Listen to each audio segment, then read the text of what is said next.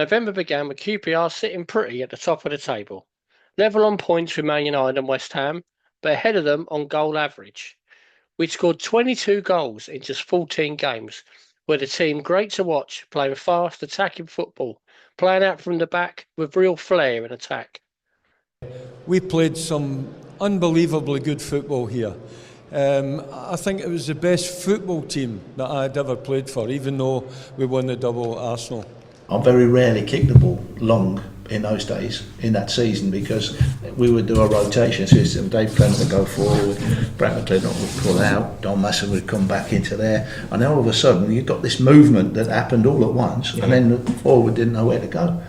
So whichever, I could try to Dave, I could just knock it out there, from a goal kick or whatever, or out my hands, to roll it to Frank, and then he would get to, and then they started the little triangles, and only that was all what he was all about. Dave was trying to get those little passing movements all over the pitch, not just in certain areas. They started right from the back.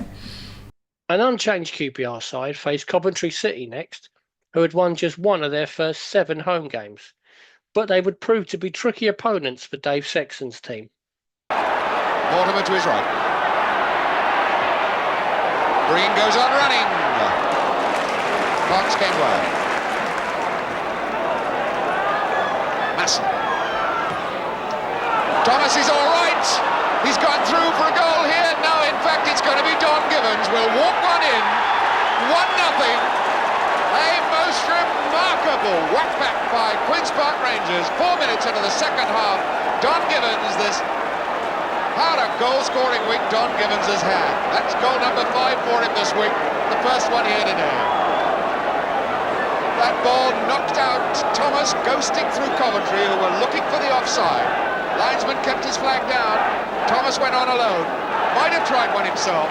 Looks, sees Givens, feeds him a perfect scoring chance.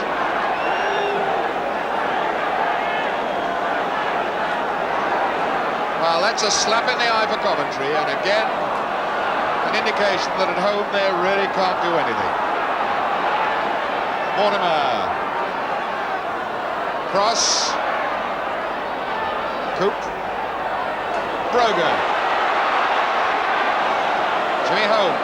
Brogan to try it. Didn't get any beef on it. Hutchison. Jimmy Holmes. Oh, and that very nearly clipped in. The ball took a slight deflection after Holmes struck it, and Parks did very, very well indeed to guide it round the post.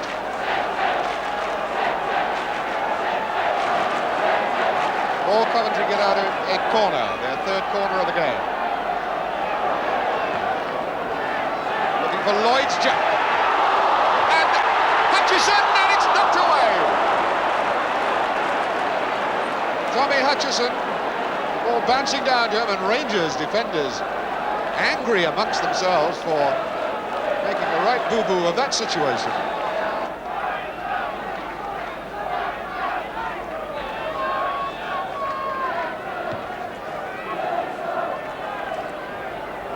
Cross getting a touch on for Green, who now attacks Webb.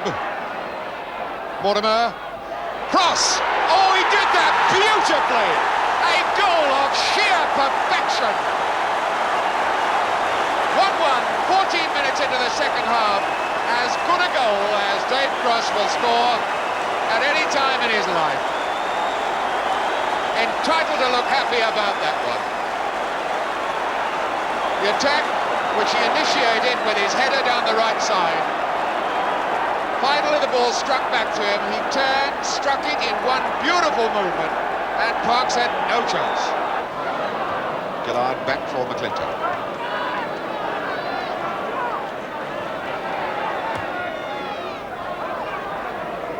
Coop has done it wrong. And that was very nearly a goal for Dave Webb. Bowles, far post. Gibbons.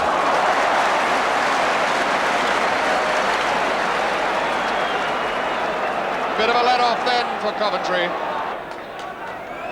Thomas with a lot of space in front of him to attack.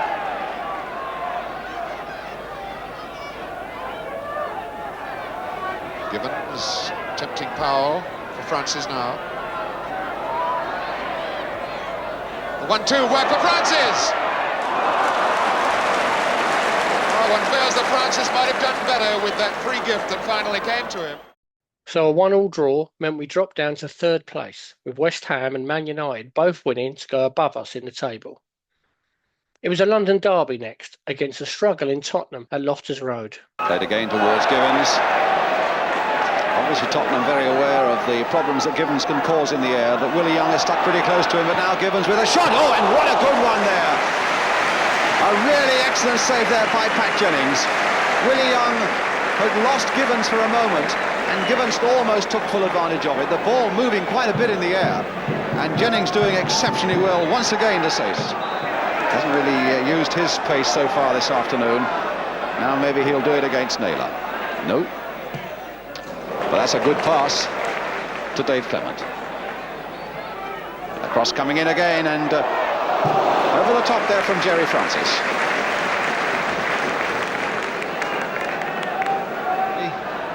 There he goes again. There's Givens, and Young right behind him. Masson turning that in. Again, Leach was coming up fast in a blind position. Gillard. Now Pratt. And Chris Jones onside. Now can Chris Jones make something of this? McLintock's after him. Brilliant defence by McLintock. Well, he showed he got a fair bit of football left in him. Frank McLintock. He caught Jones and tackled superbly to take that ball.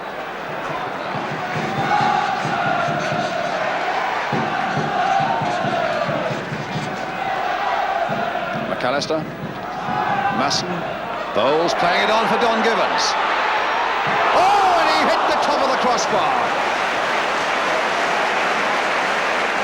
Well, Jennings would have had no chance with that. Givens, a superb piece of skill as that ball is played on for him. Hit it first time, a sharp angle, right-footed, but with tremendous power against the top of the crossbar. Bowles trying to get the better of Young, and Young sticking well to him, helped by Naylor. Oh, and Bowles retaliating badly there on Willie Young. The linesman quickly there to intervene. The referee arriving now, and Willie Young saying that he was kicked by Stan Bowles. And Bowles' frustration showing there. And the referee and the linesman are now getting together to talk it over. I think the referee is not looking at the free kick position. I think he wants to have a word with Stan Bowles. Now, I can't think what's happening here, but yes, he's calling Stan Bowles and Willie Young over to him.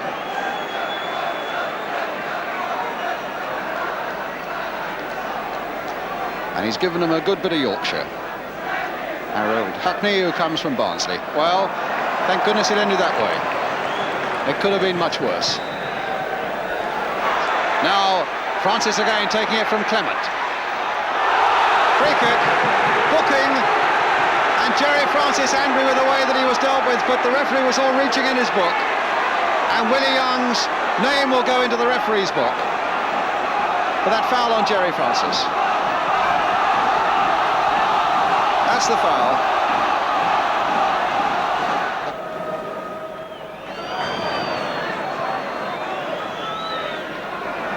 McAllister lost that to Bowles.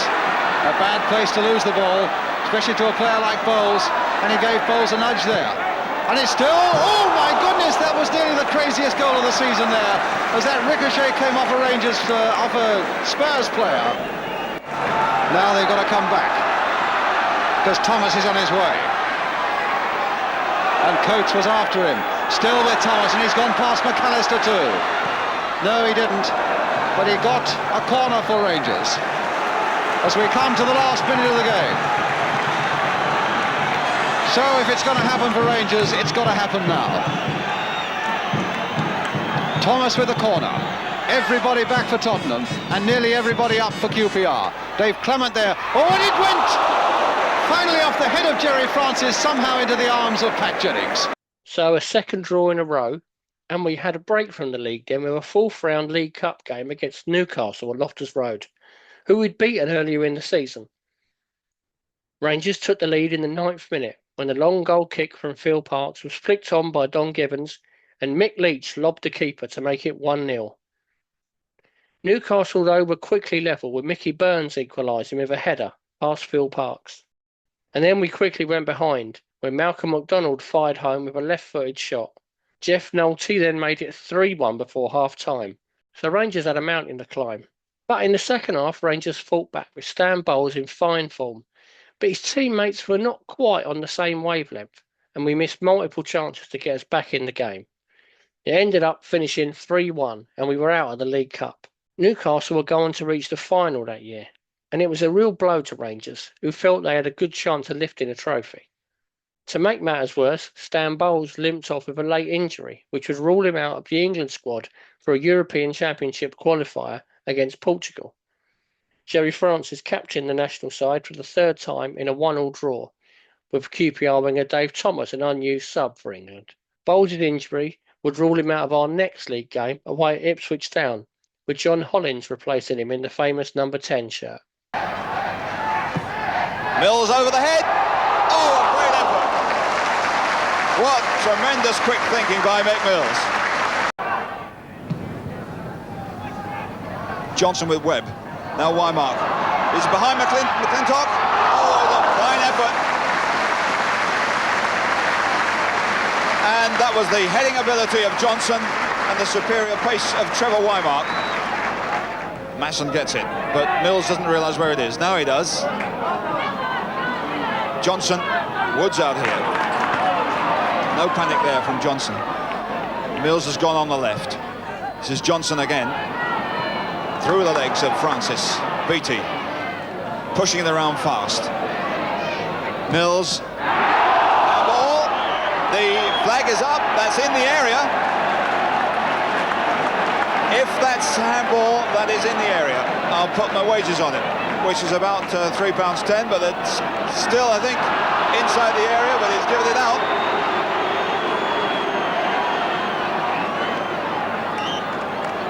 If it was handball, Don Masson doesn't think so.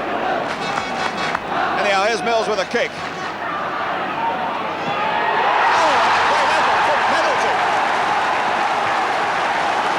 That's the way to knock him in.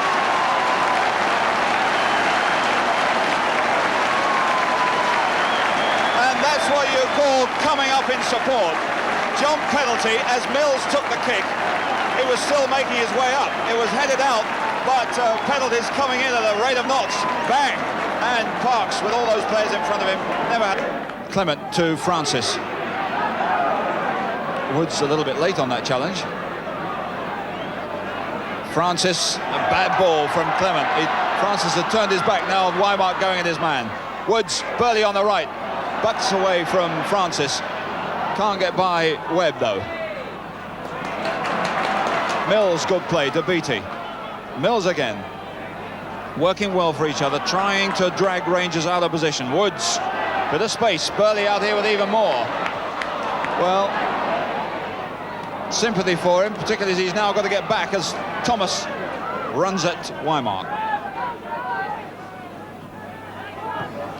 And still Burley isn't all the way back, but it's Wymark in the right back position. Masson, Beattie's there with Leach. Masson's still there. Givens out on the right. Oh no, Givens is in an excellent position. It's a great effort. That's a first-class goal from Don Givens. Well, as the ball was pushed over from the left, Masson had time, apart from a couple of nudges, to get it out to Givens, waiting out there, wide on the right, jinking inside a player, and then with the left foot, wide of Cooper, for an excellent goal. So a third draw in a row saw us drop down to 4th place, as league leaders West Ham took on 2nd place Derby. It's Alan Taylor. Good pass to Rioch. He enjoyed that. Lee and Rioch. Yes! Oh, that took such a long time. And Bruce Rioch stands and takes his applause as he breaks that long, long sequence. At Holland to pick up Brookie. Oh, what a nice bit of work. What a good goal. What a good goal. That wasn't even. An opportunity of saying, what a good shot. That was a goal from the time it left Brookings' feet. 42 minutes and it's 1-1, and I don't think you'll see many goals better than that one. Certainly not with our cameras right smack behind it. Now Hector. Going against Lampard, trying to commit him. Chip for Charlie George to score the second goal for Derby. Oh, that was so neatly done. Beautiful little goal. So that win for Derby put them top of the table, with West Ham dropping down to 5th. Man United and Liverpool sat a point above Q.P.R. in what was becoming a really close title race. We had a chance to get back to the top of the table when Burnley came to Loftus Road, just a few weeks after we'd lost to them at Turf Moor. Stan Bowles was back from injury, and he was the star man again. In Francis Peacock's excellent The Road to 76 book, he tells the story of an incident that occurred on this day. With a score at 0-0, as the players sat in the dressing room, Stan made his way to the club secretary Ron Phillips' office, where he asked for a sub on his match bonus. Ron Phillips replied, "We haven't even won yet," but Stan said, "Don't worry, Mr. Phillips, I'll win it for you." Stan was as good as his word, scoring the only goal of the game in the second half to make it 5 league games unbeaten and move QPR back up to second place, win bonus safely in pocket. We were just a point behind leaders Derby and moved above Liverpool and Man United, who both dropped points that weekend. Next up was Stoke City at home, who had quietly moved up to 7th place in the table, just 2 points behind QPR. They had the best away record in the division, which helped make this a far tougher game than many expected it to be. Dave Sexton was without the injured Don Givens and Jerry Francis, as John Beck and John Hollins came in to replace them. Almost going to Masson, it will now. Oh, good effort and a good goal. Don Masson, the scorer.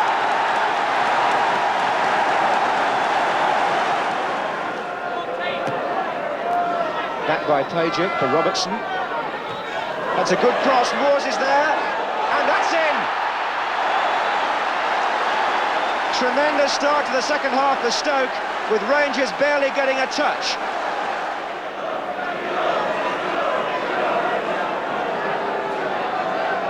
Blore waiting, and outside him there's Moores. They're both coming in now. Parks out, and not making it. Blore. The second time that Alan Blore has cashed in on an error by Phil Parks. In the first half he missed, but now he didn't.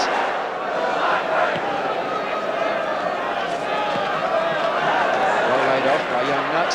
That's Masson out to Thomas. Bowles in the middle, and Hollins. And Clement at the far post. There's Clement. He's got it.